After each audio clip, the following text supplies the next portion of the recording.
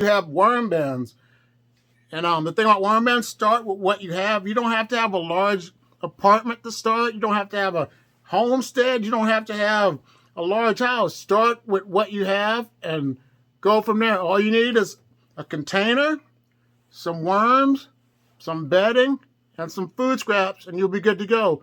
The worms will work 24/7. They'll eat, mate, and poop, and that's what they do, and they keep continuing the cycle. All you have to do is check on them about once every week or two, add some food every now and then, get your bedding, fluff it up, and your worms will make you worm castings. Your compost will be good to go because they're in a warm condition, so you'll be able to reap the benefits of your worms. Next year, if you have the room, go bigger, and if you want to have a large-scale operation, you can build a compartment where you can keep worms in, as long as you have it heated outside and your extreme temperatures with hay, straw, or something, you'll be good to go. That's one way how you can compost all year round.